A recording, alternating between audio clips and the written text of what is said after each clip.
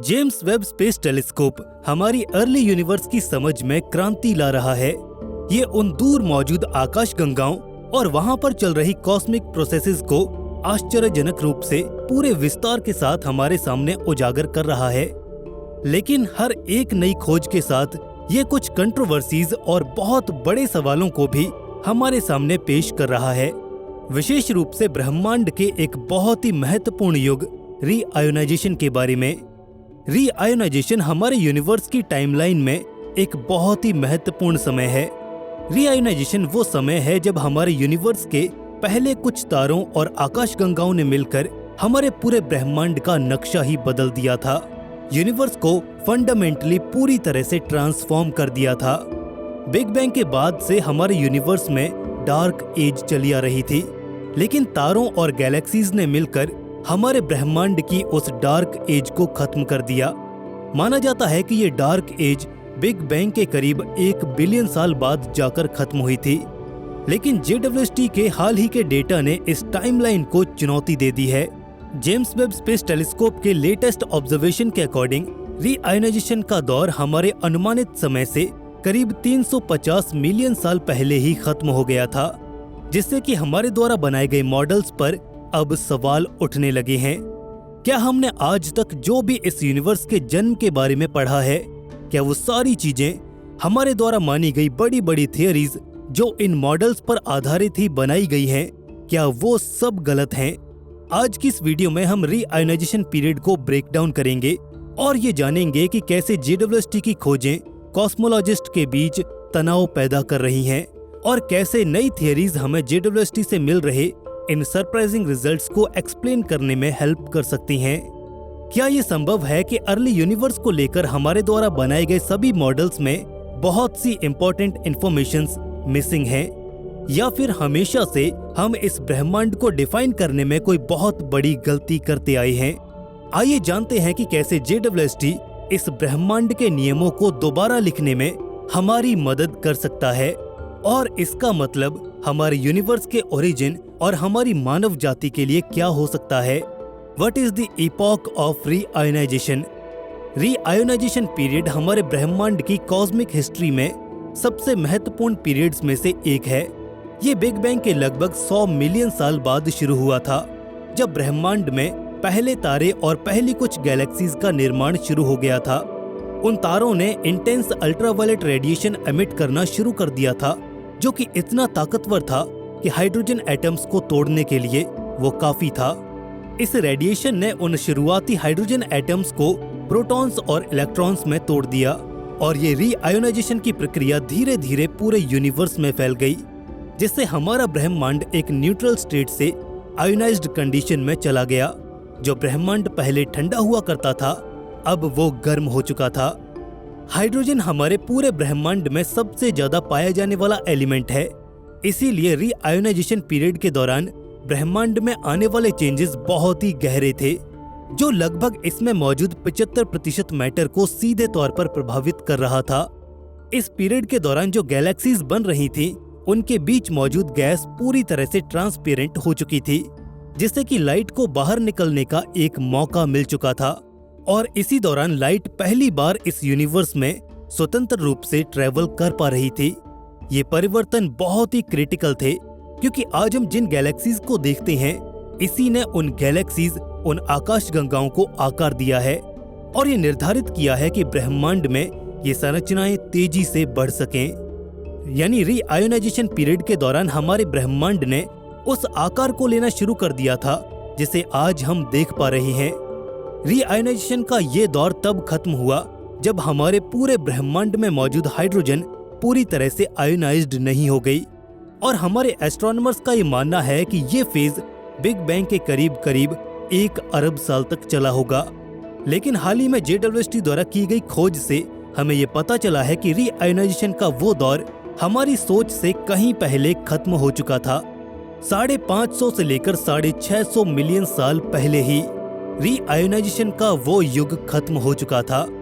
और यदि ये सच है, तो शुरुआती यूनिवर्स के हमारे मॉडल्स को एक बड़े पैमाने पर सुधारने की जरूरत है, और ये हमारे लिए एक बहुत बड़ी परेशानी भी बन सकता है। हमारे लिए ये नए रिजल्ट्स एक्साइटिंग तो हैं, लेकिन ये किसी पहेली से कम नहीं है। हमारे एस्ट्रोनॉमर्स ने पहले रीआयोनाइजेशन पीरियड को जब स्टडी किया था तो वो कॉस्मिक माइक्रोवेव बैकग्राउंड के आधार पर किया था, जो कि बिग बैंग के बाद का आफ्टर ग्लो है। और लाइमन अल्फा फॉरेस्ट के आधार पर भी बहुत सी स्टडीज की गई, जो कि हाइड्रोजन अब्जॉर्प्शन लाइंस का एक पैटर्न है। इन दोनों मेथड्स को जब साथ में मिलाया गया तो वहां से हमें एक आइडिया हुआ कि रीआयोनाइजेशन का पीरियड बिग बैंग के करीब 1 बिलियन साल तक चला होगा।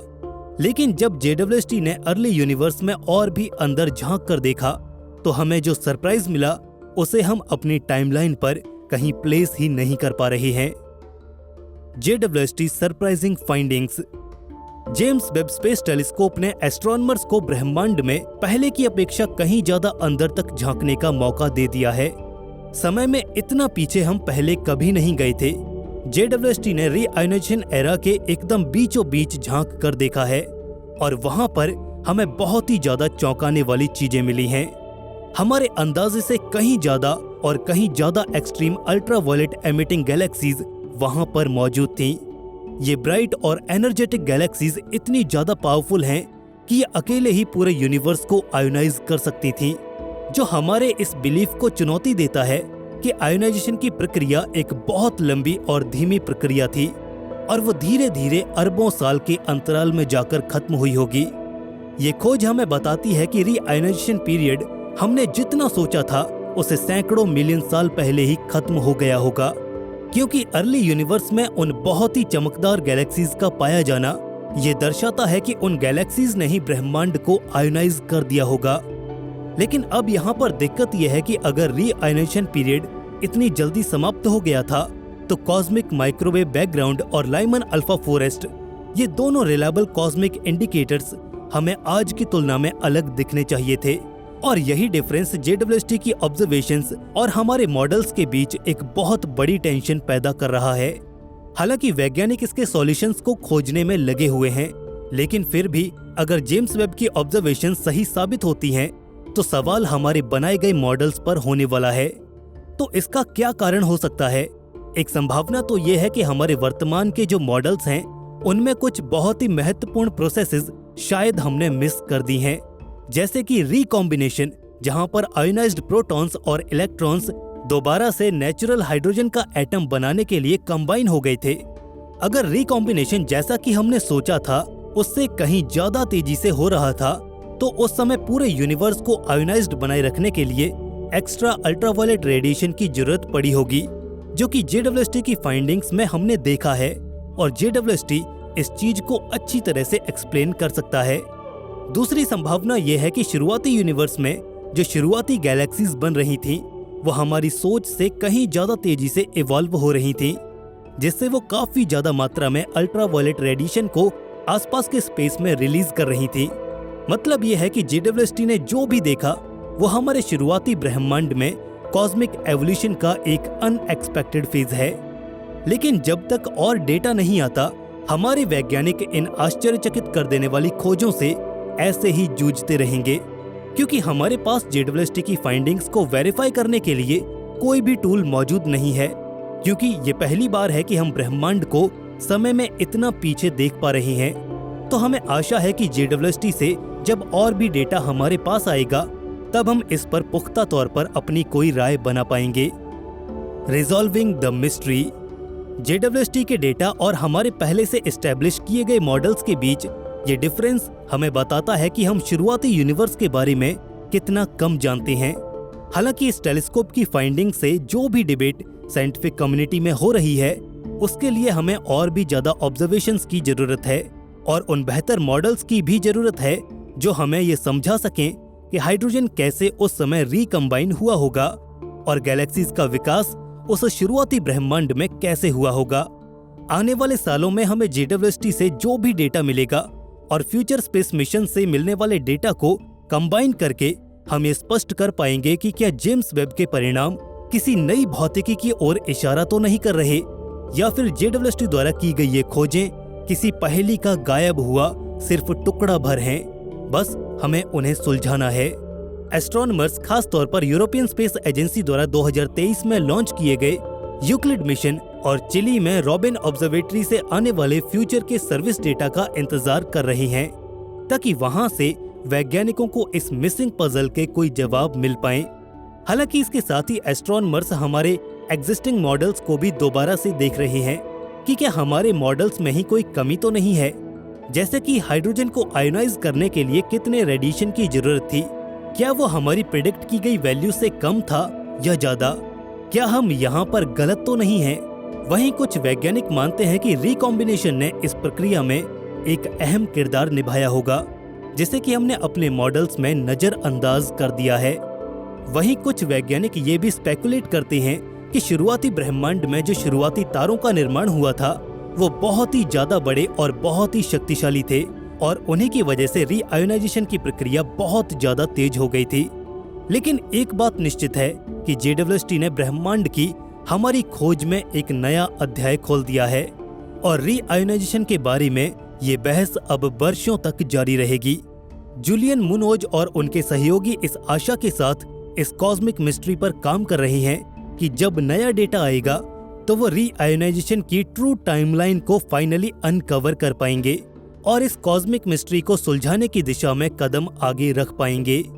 आगे फ्यूचर में होने वाली खोजों से हमें जो भी आंसर्स मिलेंगे वो न सिर्फ रीआयोनाइजेशन की हमारी समझ को और इस ब्रह्मांड की समझ को रीसेट करेंगे, बल्कि ये हमारी मॉडर्न कॉस्मोलॉजी की फाउंडेशन को भी और ज्यादा मजबूत कर देंगे। वैज्ञानिकों के लिए ये समय बहुत ही एक्साइटिंग है। JWST से की जा रही हर एक ऑब्जर्वेशन हमें इस ब्रह्मांड के ट्रू नेचर के और भी करीब लेकर जा रही है। हम अब इसे सही मायनों में समझ पा रहे हैं और इसे देखकर लगता है कि जेम्स वेब अपने इरादों में पूरी तरह से कामयाब होता नजर आ रहा है। Conclusion, James Webb Space telescope से मिले रिजल्ट्स ने एक नई साइंटिफिक डिबेट को जन्म तो दे दिया है, जो हमारे यूनिवर्स के एवोल्यूशन की समझ को बदल सकती है। अगर रीआयोनाइजेशन हमारे पहले बनाए गए मॉडल्स की अपेक्षा जल्दी खत्म हो गया था, तो ये हमारे उन सभी मॉडल्स को भी और हमारे विचारों को भी चुनौती देता है जो हमने उन मॉडल्स को बेस मानकर बनाए थे। जैसे कि पहले सितारे और आकाश गंगाएं कैसे बनी थी और उन्होंने कैसे इस ब्रह्मांड को आगे शेप किया। ये खोजें दिखाती हैं कि हम शुरुआती ब्रह्मांड के बारे में कितना कम जान पाए हैं और हमें कितना कुछ सीखना अभी बाकी है।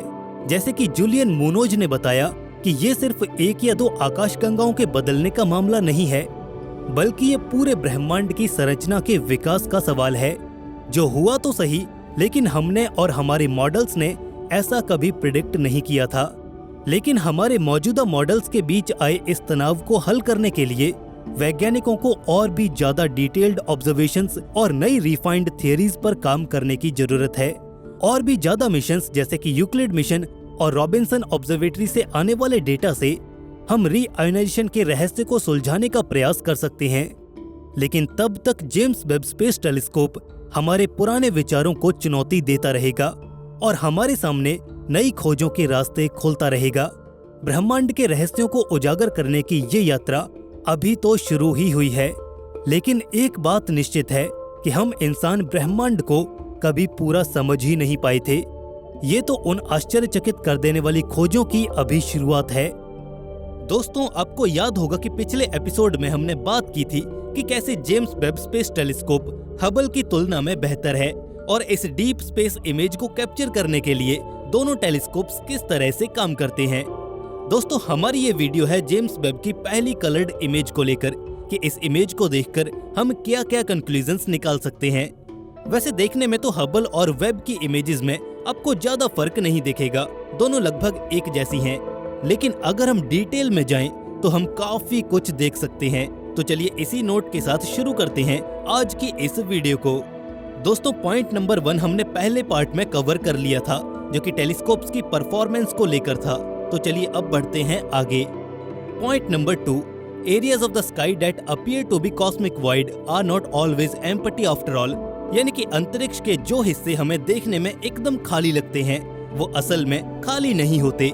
वैसे इस थ्योरी को हम काफी पहले से जानते थे कि अंतरिक्ष के वो भाग जो हमें खाली दिखाई पड़ते हैं वो असल में होते नहीं, लेकिन जेम्स वेब की इस पहली तस्वीर ने हमें वो प्रूफ दे दिया जो इस थ्योरी को सिद्ध करने के लिए हमें चाहिए था।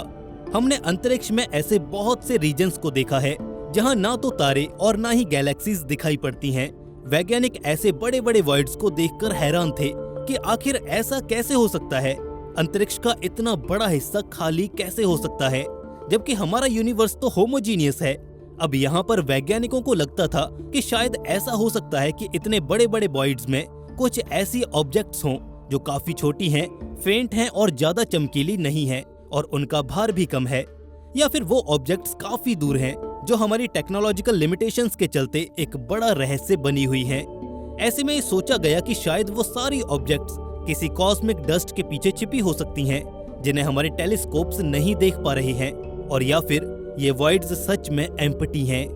आप इस तस्वीर में देख सकते हैं कि तस्वीर के किनारे वाले रीजन, ऊपर और नीचे और कुछ बीच वाला भाग बिल्कुल खाली दिखाई पड़ रहा है। ये हबल द्वारा ली गई तस्वीर है। अब देखिए वेब द्वारा ली गई ये तस्वीर। हबल के वो रीजन्स जहां पर सब कुछ खाली नजर आ रहा था, वहीं वेब की इस इमेज में हमें वहां पर ढेरों गैलेक्सीज नजर आ रही हैं। हाँ, ये रीजन्स अंडर डेंस जरूर हैं, यानी कि यहाँ पर ज्यादा ऑब्जेक्ट्स नहीं पाई जाती, लेकिन ये खाली तो बिल्कुल भी नहीं है जैसा कि पहले सोचा जा रहा था। जेम्स वेब ने न केवल इन ऑब्जेक्ट्स को फाइंड किया, बल्कि इनको अलग अलग आइडेंटिफाई करके इनकी प्रॉपर्टीज को भी एग्जामिन किया है। वहीं हबल इन ऑब्जेक्ट्स को देखने में भी कारगर नहीं था। इससे एक बात तो साफ है कि जितना हम अंतरिक्ष में झांकते जाएंगे, हमें कुछ न कुछ कहीं न कहीं पर जरूर मिलेगा। ये स्पेस एम्प्टी तो बिल्कुल भी नहीं है। Point number 3, the structure of the largest most massive early galaxies will finally be visible to us. यानी कि अब हमें सबसे बड़ी और भारी शुरुआती गैलेक्सीज दिखाई दे जाएंगी। जब आप हबल की नजरों से देखते हैं तो आपको सबसे दूर मौजूद जो ऑब्जेक्ट है वो बिल्कुल धुंधली सी दिखाई पड़ती है। वो ऑब्जेक्ट तस्वीर में तो बिल्कुल किसी धब्बे की तरह नजर आती है, जबकि अगर हम नजर दौड़ाते हैं वेब की इस नई तस्वीर की ओर, तब हमें एक नया ही नजारा देखने को मिलता है। इस तस्वीर में हम लिटरली सबसे दूर मौजूद गैलेक्सीज को देख पा रहे हैं, और इवन उन्हें देखकर उनके स्ट्रक्चर को भी हम डिटेक्ट कर पा रहे हैं। तारों और गैलेक्सीज को हम अलग अलग उनके स्ट्रक्चर से पहचान पा रहे हैं, जो कि एक बहुत बड़ी बात है। यहाँ पर आप पास मौजूद ऑब्जेक्ट्स और दूर की ऑब्जेक्ट्स को भी आराम से डिटेक्ट कर पा रहे होंगे। जिस मेन गैलेक्सी क्लस्टर पर इस इमेज में फोकस किया गया है वो है स्मैक्स 0723, जो कि कैलकुलेशन के मुताबिक 4.6 बिलियन लाइट ईयर्स की दूरी पर मौजूद है। लेकिन आप इस इमेज में ऑब्जेक्ट्स को रेड शिफ्ट होते हुए आसानी से देख सकते हैं। अब ये रेड शिफ्ट क्या होता है, चलिए पहले इस पर थोड़ी नजर दौड़ा लेते हैं। जब लाइट बहुत दूर से आती है और लॉन्ग डिस्टेंस कवर करके हम तक पहुंचती है, तो उस लाइट पार्टिकल यानी कि फोटोन की एनर्जी इस यात्रा के दौरान कम होती रहती है, और इसके ऑपोजिट इसकी वेवलेंथ इंक्रीज होती जाती है, या फिर आप ये कह सकते हैं कि वेवलेंथ स्ट्रेच हो जाती है। अब आप ये स्पेक्ट्रम देखिए और गौर कीजिए कि जैसे जैसे हम लाल रंग की ओर बढ़ते हैं, स्पेक्ट्रम पर वेवलेंथ की वैल्यू इंक्रीज होती जाती है, और इसका उल्टा भी सही है कि जैसे जैसे वेवलेंथ इंक्रीज होगी, स्पेक्ट्रम पर वो हमें लाल रंग की देखने को मिलेगी। आपने देखा होगा कि अक्सर हम रेड शिफ्ट को डॉपलर इफेक्ट से कंपेयर करते हैं, और इसमें फिजिकल सिग्निफिकेंस के लिए एक एम्बुलेंस का एग्जाम्पल दिया जाता है कि जैसे जैसे एम्बुलेंस हमारे यानी कि ऑब्जर्वर के नजदीक आती जाती है, तो उसके सायरन की आवाज बढ़ती जाती है, और जैसे ही वो हमारे पास से होकर गुजर जाती है, तो उसके सायरन की आवाज धीमी पड़ने लग जाती है। ये परफेक्ट एग्जाम्पल है डॉपलर इफेक्ट का। लेकिन ये जो डॉपलर इफेक्ट है वो रिलेटिव स्पीड की वजह से हमें देखने को मिलता है। लेकिन वहीं अगर बात करें एस्ट्रोनॉमिकल रेड शिफ्ट की, तो वो हमें स्पेस के एक्सपेंशन की वजह से देखने को मिलती है।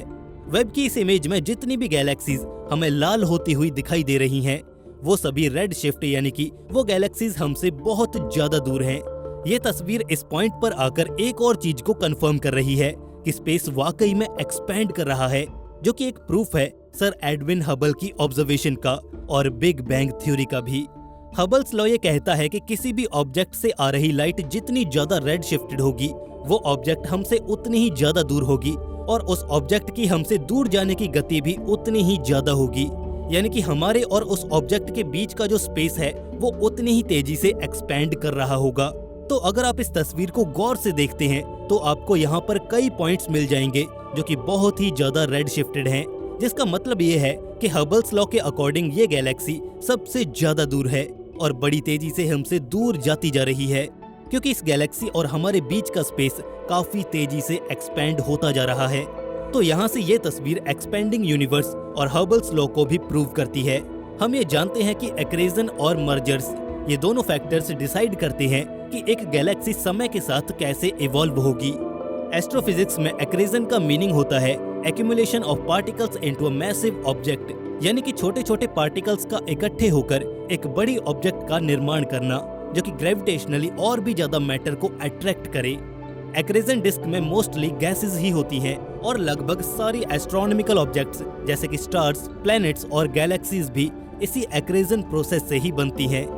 बिग बैंग को अभी कुछ हजार साल ही हुए थे। यूनिवर्स अब उस पॉइंट पर आ चुका था जहां यूनिवर्स इतना ठंडा हो गया कि एटम्स बन सकें। अब एटम्स तो बन चुके थे, लेकिन अभी गर्मी की वजह से एटम्स की काइनेटिक एनर्जी बहुत ज्यादा थी, इसलिए एटम्स एक जगह पर टिक नहीं पा रहे थे। लेकिन जैसे जैसे यूनिवर्स और एक्सपैंड हुआ और ठंडा हुआ, एटम्स ने भी अपनी काइनेटिक एनर्जी को लूज किया और माना जाता है कि डार्क मैटर के साथ कंबाइन होकर पहली प्रोटो गैलेक्सी बनी। जैसे जैसे एक्रेजन होता चला गया, गैलेक्सीज बनती गईं। जो एक्रेजन गैलेक्सीज के अंदर हुआ, उससे तारे बनते गए। हालांकि इस थ्योरी के इनडायरेक्ट एविडेंसेस ही हमारे पास हैं। गैलेक्सीज का जन्म तो इस तरह से हुआ, लेकिन इनका एवोल्यूशन मर्जर के साथ शुरू हुआ। इस तस्वीर में हम जितना रेड शिफ्ट देखेंगे, वहाँ हो सकता है कि हमें शुरुआती गैलेक्सीज देखने को मिल जाएं, या ये हो सकता है कि हम इन गैलेक्सीज को इवॉल्व होता हुआ देखें। ये तो हम जानते हैं कि जो गैलेक्सीज एक गैलेक्टिक ग्रुप में या क्लस्टर्स में होती हैं, वो शेप के मामले में अकेली गैलेक्सीज के मुकाबले अलग तरीके से इवॉल्व करती हैं। यानी कि आइसोलेटेड गैलेक्सीज और ग्रुप ऑफ गैलेक्सीज का एवोल्यूशन अलग अलग तरीके से होता है। हम गैलेक्सीज के एवोल्यूशन को ट्रैक करना चाहते हैं, तो ये वेब इमेज और ऐसी आने वाली अनेकों डीप फील्ड वेब इमेजेस हमें इन गैलेक्सीज के एवोल्यूशन को देखने में हेल्प करेंगी। लेकिन वो कैसे? तो हमें यहाँ पर याद रखना होगा कि अब हमारे पास 270 गुना ज्यादा रेजोल्यूशन है, जिसका सीधा सीधा मतलब ये होता है कि नंबर ऑफ पिक्सल्स में 700% का इंक्रीमेंट। यानी कि हबल इमेज में जो गैलेक्सी हमें 3x3 पिक्सल में दिखाई देती थी, अब वही गैलेक्सी JWST की आंखों से हमें 8x8 पिक्सल में दिखाई देगी, जिससे हम गैलेक्सीज की शेप और कॉन्फ़िगरेशन को over the period of cosmic time और लोकेशन के हिसाब से देख पाएंगे, और हम इन तस्वीरों के सहारे अपने यूनिवर्स को through out the history grow up होता हुआ देख पाएंगे। क्या हम इस विशाल ब्रह्मांड में अकेले हैं? ये सवाल सदियों से हमारी नींदें उड़ा रहा है। रात के आसमान में टिमटिमाते तारों के बीच क्या कोई सभ्यता हमारी ओर देख रही है, या शायद उन्होंने पहले ही हमें संदेश भेज दिए हैं? नहीं, शब्दों में नहीं, बल्कि उन मिस्टीरियस ऑब्जेक्ट्स में जो हमारे सोलर सिस्टम में चुपके से दाखिल हो रही हैं। सन 2017 में जब अमुआमुआ नाम का एक सिगार के आकार का ऑब्जेक्ट हमारे सोलर सिस्टम से गुजरा, तो वैज्ञानिक हैरान थे। उसकी गति, उसका आकार और सबसे अजीब उसकी नॉन ग्रेविटेशनल एक्सेलरेशन। ये एक ऐसी हरकत थी जिसने सबको परेशान कर दिया था। ऐसा इसलिए क्योंकि यह ऑब्जेक्ट हमारे सूरज से दूर जा रही थी, लेकिन सूरज की ग्रेविटी में होने के बाद भी उसकी स्पीड लगातार बढ़ रही थी, जैसे उसे कोई चीज प्रोपेल कर रही हो। हार्वर्ड के एस्ट्रोनॉमर एवी लोब ने ऐसा दावा किया जो हर इंसान के दिमाग में बस गया था। उनका कहना था कि अमुआमुआ कोई एलियन प्रोब हो सकता है, एक ऐसी मशीन जो किसी दूर की सभ्यता ने भेजी हो। इस सवाल ने दुनिया को हिला कर रख दिया। फिर उसके बाद सन 2019 में 2I बोरिसोव आया, एक कॉमेट जो देखने में हमारे सोलर सिस्टम के बाकी दूसरे कॉमेट्स के जैसा ही था, लेकिन वो इंटरस्टेलर से आया था। बाहर से आए इन दो मेहमानों ने एक सवाल खड़ा कर दिया था, क्या ये सिर्फ कॉस्मिक रॉक्स हैं या सच्चाई कुछ और है? अब सन 2025 में एक नई मिस्ट्री हमारी ओर आ रही है, एक अजनबी जो इतनी तेजी से हमारी ओर बढ़ रहा है कि वो हमारे सूरज के ग्रेविटेशनल पुल को भी चुनौती दे रहा है। ये तीसरा इंटरस्टेलर विजिटर है जिसे वैज्ञानिकों ने 3I एटलस नाम दिया है। क्या ये सिर्फ एक कॉमेट है, एक एस्टेरॉइड, या फिर क्या वही है जिसका इंतजार हम सदियों से कर रहे हैं? एबी का कहना है कि जेम्स वेब स्पेस टेलीस्कोप इस ऑब्जेक्ट को गहराई से देख सकता है। अगर इसमें नॉन ग्रेविटेशनल एक्सेलरेशन दिखी तो शायद ये कोई नेचुरल ऑब्जेक्ट ना हो, शायद कोई संदेश हो किसी ऐसी सभ्यता से जो तारों के पार रहती है। शायद वो हमसे कुछ कहना चाहती हैं। चिली के रियो हटार्डो में एटलस टेलीस्कोप की नजर रात के आसमान में एक कोने पर ठहर गई। 1 जुलाई सन 2025 को कुछ बहुत ही अजीब दिखाई दिया। एक मिस्टीरियस ऑब्जेक्ट जो इतनी तेजी से आगे बढ़ रहा था कि वैज्ञानिकों की सांसें थम गईं। ये कोई साधारण एस्टेरॉयड नहीं था। इसकी गति लगभग 1,52,000 मील प्रति घंटे थी और इसकी हाइपरबोलिक ट्रैजेक्टरी से ये साफ पता चल रहा था कि यह हमारे सोलर सिस्टम का हिस्सा नहीं है। ये कहीं और से आया है, शायद इस ब्रह्मांड की किसी अनजान और अंधेरी गहराइयों से। नासा के centre for near earth object studies और इंटरनेशनल एस्ट्रोनॉमिकल यूनियन के माइनर प्लैनेट सेंटर ने इसकी पुष्टि की है और अब ये पूरी तरह से क्लियर है कि ये तीसरा इंटरस्टेलर विजिटर है जिसे अब 3I एटलस नाम दिया गया है। लेकिन इस कहानी की शुरुआत कहीं और से हुई थी। एक amateur astronomer Sam dean Atlas के पुराने डेटा को एनालाइज कर रहे थे, लेकिन तभी उनकी नजरें उस डेटा के पहाड़ के पीछे छिप रही एक सनसनीखेज चीज पर पड़ती हैं। उनकी आंखें खुली की खुली रह जाती हैं। 14 जून से 29 जून सन 2025 की इमेजेस में ये रहस्यमय चीज पहले ही दिख चुकी थी, लेकिन किसी का ध्यान इस पर नहीं गया था। लेकिन इस खोज के बाद उन तस्वीरों से वैज्ञानिकों को इसका रास्ता बेहतर समझने में मदद मिली है। फिर क्या था? दुनिया भर के टेलीस्कोप्स, हवाई, साउथ अफ्रीका और कनाडा, फ्रांस हवाई टेलीस्कोप सबको इसकी तरफ घुमा दिया गया। 100 से भी ज्यादा ऑब्जर्वेशंस ने एक बात साफ कर दी थी, ये ऑब्जेक्ट हमारे सूरज की ग्रेविटेशनल पुल से बंधा हुआ नहीं है। 6.3 की एसेंट्रिसिटी के साथ ये ऑब्जेक्ट अब तक के सबसे एक्सट्रीम इंटरस्टेलर पाथ पर आ रही है। लेकिन ये क्या है? एक कॉमेट जिसके पास धूल और बर्फ के बादल होंगे, एक एस्टेरॉयड जो सिर्फ पत्थर का टुकड़ा होगा, या फिर कुछ ऐसा जो हमारी समझ से परे है? वैज्ञानिकों की बेचैनी बढ़ रही है। अगर यह ऑब्जेक्ट नॉन ग्रेविटेशनल एक्सेलरेशन दिखाता है जैसा अमुआ ने किया था, तो सवाल और भी ज्यादा गहरे हो जाएंगे। क्या ये सिर्फ एक कॉस्मिक रॉक है या किसी एलियन सिविलाइजेशन का भेजा हुआ प्रोब? दुनिया भर के एस्ट्रोनॉमर्स अब इस अजनबी पर नजरें रखे हुए हैं। समय बहुत कम है और ये मेहमान जल्दी ही हमारे सोलर सिस्टम से निकल जाएगा। क्या हम इसके रहस्य को वक्त रहते खोज पाएंगे? ये हमारे आसमान से किसी छाया की तरह बहुत तेजी से सरकता जा रहा है, मानो कोई अनजान यात्री हमारी दुनिया को बस छूकर गुजर जाना चाहता हो। 3I एटलस, ये इंटरस्टेलर विजिटर, हमारे सोलर सिस्टम में एक अजीब से रास्ते पर चल रहा है।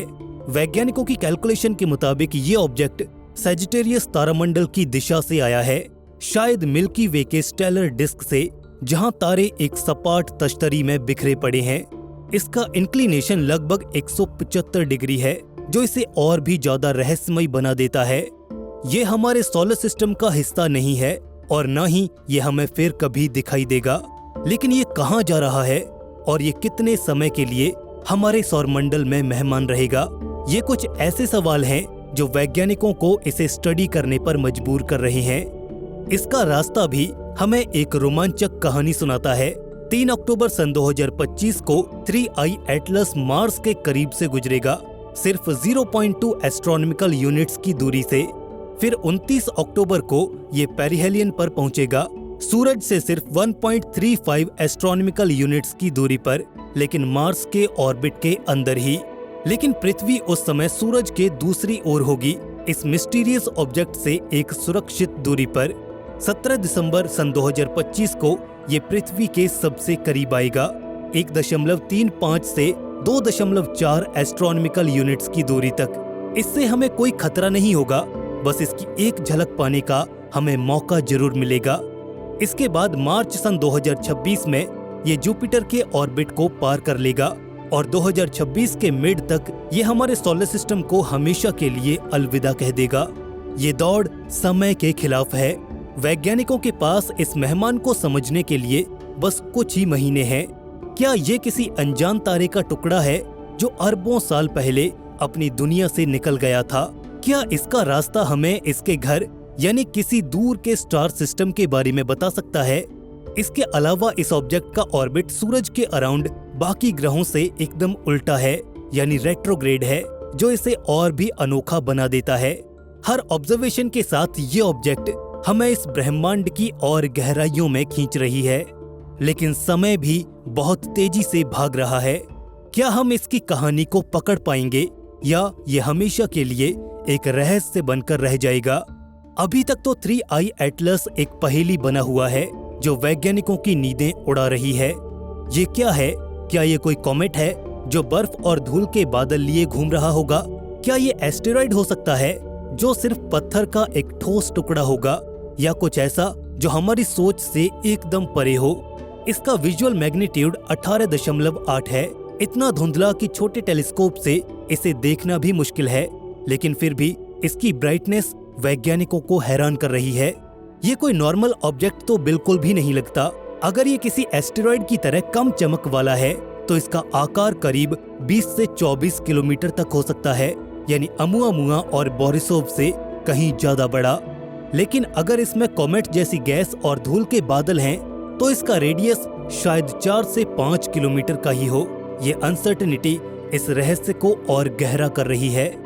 जुलाई सन 2025 में कनाडा फ्रांस हवाई टेलीस्कोप और लॉवेल डिस्कवरी टेलीस्कोप ने इस ऑब्जेक्ट को बहुत करीब से देखा। कुछ ऑब्जर्वेशंस में तो एक फीकी कॉमा दिखी, लगभग 3 आर्क सेकंड्स लंबी, यानी 25,000 किलोमीटर की लंबी धूल की पूंछ।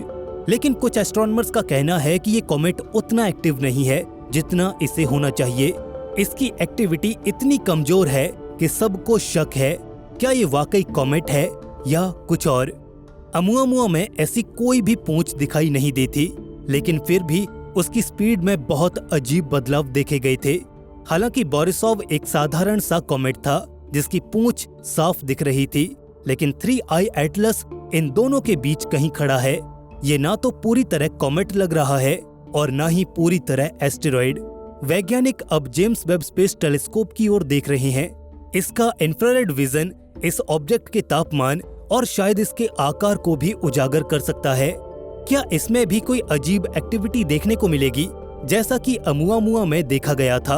हर नई ऑब्जर्वेशन इस मेहमान को और भी रहस्यमय बनाती जा रही है। इसका लाल रंग, इसकी धूल और इसकी गति, ये सब मिलकर एक ऐसी कहानी बन रही है जिसके भंवर में हमारा विज्ञान फंसता चला जा रहा है। लेकिन क्या ये कहानी हमारे सोलर सिस्टम के बाहर की दुनिया की है, या ये सिर्फ एक कॉस्मिक रॉक है जो बस भौतिकी के नियमों को मानता हुआ इस यूनिवर्स में भटक रहा है? 3I एटलस अकेला नहीं है। इससे पहले भी 2 इंटरस्टेलर मेहमान हमारे सोलर सिस्टम में दाखिल हो चुके हैं और दोनों ने वैज्ञानिकों को अनसुलझे सवालों के भंवर में डाल दिया। सन 2017 में अमुआमुआ को पहली बार देखा गया। ये सिगार के आकार का एक रहस्यमयी ऑब्जेक्ट था जो ना तो कॉमेट था और ना ही एस्टेरॉइड। इसकी नॉन ग्रेविटेशनल एक्सेलरेशन ने सबको हैरान कर दिया। ये सूरज से दूर जाते वक्त बहुत तेजी से भागा, बिना किसी पूंछ या गैस के निशान के। ग्रेविटी अकेले इसकी गति को समझा नहीं पाई। कुछ वैज्ञानिकों ने कहा कि इससे एक ऐसी गैस बाहर निकल रही है जो इसे आगे प्रोपेल कर रही है, लेकिन वो गैस हमें दिखाई नहीं दे रही। वहीं दूसरी तरफ कुछ ऐसे लोग थे जो इसकी अजीब हरकत पर सवाल खड़े कर रहे थे। अमुआमुआ ने वैज्ञानिकों को 2 खेमों में बांट दिया, लेकिन इसका रहस्य आज भी अनसुलझा है। फिर सन 2019 में 2I बोरिसोव आया। ये वाकई में इंटरस्टेलर से आया एक कॉमेट था जिसकी धूल और बर्फ की पूंछ साफ साफ चमक रही थी। बोरिसोव हमारे सोलर सिस्टम के कॉमेट्स के जैसा ही था, पर इसका घर कहीं और था, किसी अनजान तारे की कक्षा में। इसने ये साबित कर दिया कि इंटरस्टेलर ऑब्जेक्ट्स हमारी सोच से कहीं ज्यादा आम हो सकते हैं। अब 3I एटलस इस कहानी में एक नया अध्याय जोड़ रहा है। क्या ये बोरिसोव की तरह कोई साधारण कॉमेट होगा, या अमुआमुआ की तरह एक ऐसी पहेली जो हमें ब्रह्मांड की गहराइयों में खींच लेगी? 8 साल में 3 इंटरस्टेलर विजिटर्स, ये कोई संयोग नहीं है। सदियों तक हमने रात के आसमान को निहारा है, पर ऐसे मेहमान हमने पहले कभी नहीं पकड़े। क्या ये ऑब्जेक्ट हमेशा से आते रहे थे, लेकिन हमारी आंखें उन्हें नहीं पकड़ पाईं? क्या ये हमें किसी अनजान सच की ओर ले जा रही हैं? समय तेजी से भाग रहा है वैज्ञानिकों के पास इस इंटरस्टेलर विजिटर को समझने के लिए बस कुछ ही महीने हैं। इस दौड़ में हमारी सबसे बड़ी ताकत है हमारी advance technology, the James Webb Space Telescope, Vera C Rubin Observatory और यहाँ तक कि मार्स के रोवर्स भी। ये सब इस अजनबी की झलक पाने के लिए तैयार हैं। अमुआ के टाइम पर हम लेट हो गए थे, हम उसे वक्त रहते नहीं देख पाए, लेकिन क्या इस पहेली को हम वक्त रहते सुलझा पाएंगे? JWST जो सन और अर्थ के लैग्रांज पॉइंट L2 पर तैर रहा है, ये अपने इंफ्रारेड विजन से इस ऑब्जेक्ट को गहराई में देख सकता है। ये थर्मल एमिशंस पकड़ सकता है। इससे हमें 3I एटलस का तापमान, इसका आकार, इसकी स्पीड और शायद इसकी पूरी शेप का पता चल सकता है। JWST की नजरें इस अजनबी पर टिकी हैं, पर समय बहुत कम बचा है। सितंबर सन 2025 तक ये ऑब्जर्वेबल रहेगा, लेकिन फिर सूरज की चमक इसे छिपा लेगी। दिसंबर सन 2025 से मिड 2026 तक हमें एक और आखिरी मौका मिलेगा। वेरा सी रूबिन ऑब्जर्वेटरी जो हाल ही में चिली में शुरू हुई है, वो अपने 3.2 बिलियन पिक्सल कैमरा से हर कुछ रातों में पूरे आसमान को स्कैन करती है। अपने पहले 10 घंटों में इसने 2104 एस्टेरॉइड्स को खोजा था, जिसमें 7 नियर अर्थ एस्टेरॉइड्स थे। इसका legacy survey of space and time आने वाले सालों में इंटरस्टेलर ऑब्जेक्ट्स को भी पकड़ सकता है। धरती के अलावा मंगल से भी हम इसे स्टडी करने का मौका नहीं छोड़ेंगे। 3 अक्टूबर सन 2025 को जब 3I एटलस मार्स के करीब से गुजरेगा, नासा के रोवर्स क्यूरियोसिटी और परसेवरेंस शायद इसकी तस्वीर ले सकें, लेकिन ये मौका बहुत कम टाइम के लिए रहेगा। ये समझिए, अगर हमने पलकें भी झपकाई तो ये हमेशा के लिए आकाश की गहराइयों में खो जाएगा। 3I एटलस हमारे सोलर सिस्टम से ऐसे निकल रहा है मानो कोई जासूस अपनी कहानी को छिपाए चुपके से निकलना चाहता हो। लेकिन अब समय बदल चुका है और शायद इसकी स्टडी हमारी समझ को हमेशा के लिए बदल दे। समय बहुत कम है और जवाब आकाश की गहराइयों में छिपे हैं। आज हम एक नए युग की दहलीज पर खड़े हैं, जहां ब्रह्मांड के रहस्य धीरे धीरे उजागर हो रहे हैं। 3I एटलस का हमारे सौरमंडल में आना हमें एक गहरी सच्चाई की ओर ले जाता है। हमारा सोलर सिस्टम अब अकेला नहीं है। 8 साल में 3 इंटरस्टेलर विजिटर्स, अमुआ, बोरिसोव और अब 3I एटलस हमें बता रहे हैं कि ब्रह्मांड जीवंत है, गतिमान है और हो सकता है कि आने वाले समय में शायद जल्द ही हम ऐसे और मेहमानों को आता हुआ देखें। लेकिन फिलहाल के लिए हमारी इंसानी खोपड़ी में जो सवाल है, क्या हम इस ब्रह्मांड में अकेले हैं, इसका जवाब मिलता हुआ दिखाई नहीं दे रहा। अंतरिक्ष के घुप अंधेरे से निकलकर एक रहस्यमय ऑब्जेक्ट सोलर सिस्टम की बाउंड्री में दाखिल हुआ। एक ऐसा मिस्टीरियस ऑब्जेक्ट जिसने वैज्ञानिकों का न केवल ध्यान अपनी ओर खींचा, बल्कि उन्हें मजबूर किया कि वो ऐसे ऑब्जेक्ट्स की स्टडी के लिए एक पूरी तरह से अलग अप्रोच को चुने। जी हाँ, हम बात कर रहे हैं अमुआ की। एक ऐसा तिलिस्मी ऑब्जेक्ट जो किसी दूसरे जहान से आया था। किसी ने इसे एक इंटरस्टेलर कॉमेट के रूप में देखा, तो किसी ने इसे एक एलियन स्पाई स्पेसक्राफ्ट के तौर पर पेश किया। मगर इन दावों से कोसों दूर हकीकत क्या है, इसी बात का पता लगाएंगे आज की इस डॉक्यूमेंट्री में। इस सब की शुरुआत हुई 14 अक्टूबर सन 2017 की तारीख को, जब एक अनजान कॉस्मिक ऑब्जेक्ट बेहद तेज गति के साथ पृथ्वी के नजदीक से होकर गुजरा। इस अनजाने खगोलीय पिंड के बारे में दुनिया की कोई भी स्पेस एजेंसी या वैज्ञानिक नहीं जानता था, न ही इसे आज से पहले कभी डिटेक्ट किया गया था। हम इसे लेकर पूरी तरह से क्लूलेस थे, बट इसका इस तरह से पृथ्वी के करीब से होकर गुजरना हमारे लिए एक चिंता का विषय जरूर था। दरअसल नासा जैसी बड़ी सिग्निफिकेंट साइंटिफिक ऑर्गेनाइजेशन का ये काम है कि वो उन बड़े ऑब्जेक्ट्स पर नजर रखे जो with in the solar system मौजूद हैं, फिर चाहे वो कोई प्लेनेट हो या मून या फिर कोई बड़ा एस्टेरॉइड या कमेट ही क्यों ना हो। ऐसे में इस अनजाने कॉस्मिक ऑब्जेक्ट के डिटेक्शन ने नासा की सर्विलेंस टीम के कान खड़े कर दिए थे और महज 5 दिनों के अंदर अंदर खोजी वैज्ञानिकों के इस दस्ते ने इस रहस्यमय ऑब्जेक्ट की पूरी कुंडली निकाल डाली थी।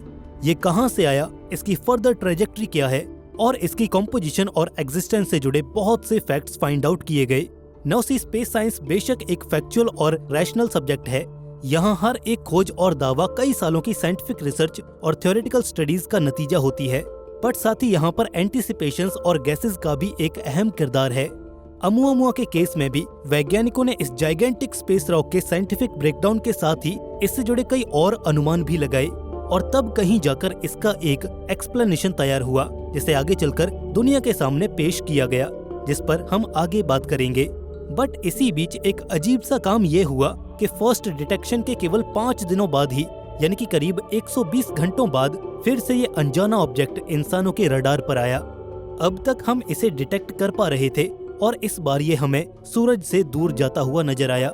इसकी ट्रेजेक्टरी कुछ एक कॉमेट से मेल खाती थी, जो सौरमंडल के अंतिम छोरों से छूटकर सूरज के करीब आ जाती हैं और फिर अपने बचे कुछ रेजिडुअल कंपोनेंट्स को समेटकर वापस सौरमंडल के बाहरी हिस्से की तरफ लौट जाते हैं।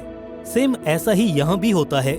इस ऑब्जेक्ट की स्पीड इतनी अधिक थी कि मानो ये देखते ही देखते आंखों से ओझल होकर इंटरस्टेलर स्पेस की ओर निकल पड़ा। आज से पहले वैज्ञानिकों ने ऐसे कई कॉमेट्स को स्टडी किया था जो सोलर सिस्टम के एकदम बाहरी किनारे या फिर यूं कहें कि ऑलमोस्ट इंटरस्टेलर स्पेस से होकर हमारे सौरमंडल के भीतर आए थे, मगर उन्होंने वैज्ञानिकों को इतना कंफ्यूज नहीं किया था जितना कि ये मिस्टीरियस ऑब्जेक्ट कर रहा था। इसकी अजीब सी ट्रेजेक्टरी और उन सब में भी सबसे अजीबोगरीब प्रॉपर्टीज साइंटिस्ट को उलझा रही थीं। ऐसे में वैज्ञानिकों ने अपनी जांच जारी रखी और वो कुछ कंक्लूजन्स पर पहुंचे, जिन्हें हम अब डिस्कस करेंगे। दरअसल साल 2017 में पेश आया ये इंसिडेंट कई महीनों तक एक हॉट टॉपिक बना रहा। इस पर अच्छी खासी मीडिया कवरेज भी हुई। हर किसी ने इसे अपनी तरह से इंटरप्रेट और प्रेजेंट करने की कोशिश की, मगर हकीकत इन दावों से कहीं ज्यादा अलग थी। इस मिस्टीरियस स्पेस रॉक पर रिसर्च कर रहे साइंटिस्टों ने धीरे धीरे डिटेल्स को रिवील करना स्टार्ट किया। इस मिस्टीरियस कॉस्मिक ऑब्जेक्ट को पहली बार देखने वाले वैज्ञानिक थे रॉबर्ट वारविक। इन्होंने इसे हवाई स्थित पैनोरामिक सर्वे टेलीस्कोप से देखा था। ये अनजान चीज वेगा की दिशा से 57,000 मील प्रति घंटे की रफ्तार से लुढ़कते हुए धरती की ओर बढ़ रही थी। जब तक हम इस पर अपनी नजरें जमाते, ये हमारे सूरज से विप होकर दूसरी तरफ बढ़ गया।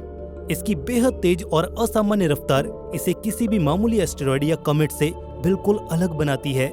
इसकी कंपोजिशन पर खुलासा करते हुए ये बात सामने रखी गई कि अमुआमुआ का 75% हाइड्रोजन से बना हुआ है, जो कि इस बात की पुष्टि करता है कि अमुआमुआ की उत्पत्ति से लेकर आज तक के दिन तक अमुआमुआ इंटरस्टेलर स्पेस के वॉइड्स में ही ट्रेवल कर रहा था।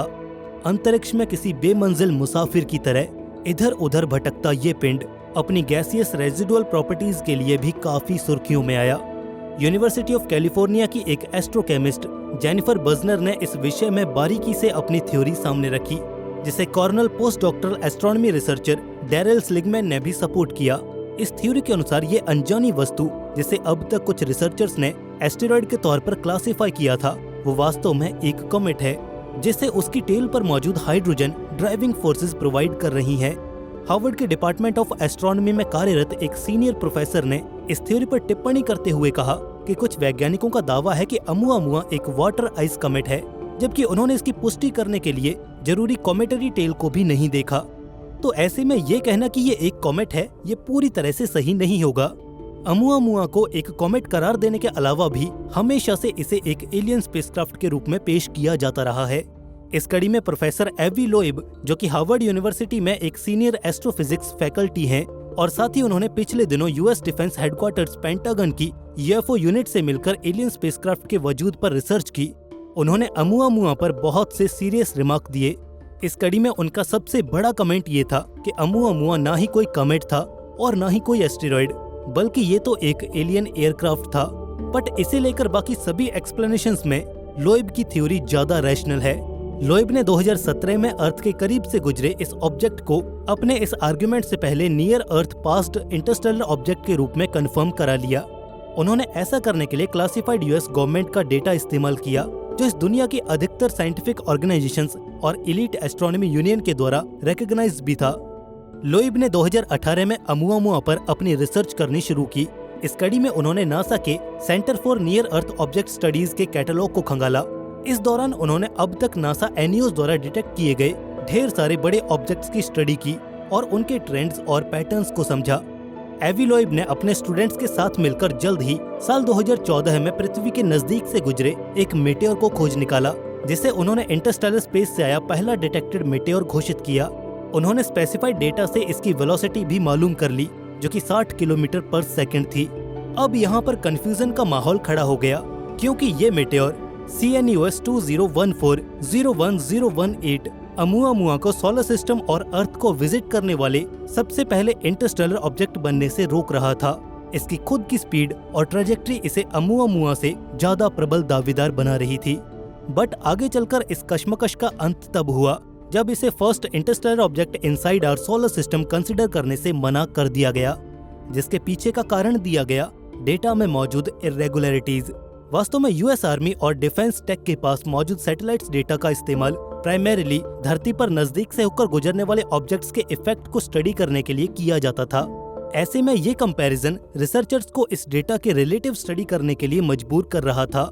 इसके लिए यूएस आर्मी साफ तौर पर डिसएग्री कर देती है। US department of defence national security की दुहाई देकर अपने सैटेलाइट्स की कैपेबिलिटीज को दुनिया के सामने जाहिर नहीं करना चाहती थी, जिससे हुआ ये कि इस रिसर्च असाइनमेंट को डिसबैंड कर दिया गया और इस ऑब्जेक्ट पर काम कर रही स्कॉलर्स की टीम अन्य प्रोजेक्ट पर डाइवर्ट हो गई। मगर रिसर्चर्स ने डेटा की मांग जारी रखी और फिर आखिरकार यूएस डिपार्टमेंट ऑफ डिफेंस ने वैज्ञानिकों की इस अर्जी को स्वीकार करते हुए डिमांडेड डेटा को नासा के सहयोग के साथ एक पब्लिक डेटाबेस पर शेयर कर दिया, जिसके बाद इस पर दोबारा से रिसर्च हुई और अंततः रिसर्च टीम इस कंक्लूजन पर पहुंची कि CNUS 0214-01018 को सोलर सिस्टम के बाहर जन्म लेने वाली फर्स्ट इन पासिंग ऑब्जेक्ट का दर्जा दिया गया। जहां तक बात है अमुआमुआ की, तो इसे बहुत से एंगल से स्टडी करने के बाद फाइनली वैज्ञानिक इस कंक्लूजन पर आ पहुंचे हैं कि ये मैसिव स्पेस रॉक एक कॉमेट ही था। और हो भी क्यों ना, क्योंकि अभी के लिए हमारे पास इसे एक्सप्लेन करने वाली सबसे rational theory hydrogen gas comet theory है। इस पर आपका क्या विचार है? क्या ये अनजानी चीज इंटरस्टेलर स्पेस के घुप अंधेरे से निकलकर आया एक कॉमेट था या फिर so called alien spaceship? Comments में अपनी राय जरूर दें। बाकी दोस्तों, अगर आपको ये वीडियो पसंद आई तो इसे लाइक और दोस्तों में शेयर जरूर करें। दोस्तों, हम जल्द मिलेंगे ऐसी एक और नई इन्फॉर्मेटिव वीडियो के साथ। तब तक के लिए धन्यवाद।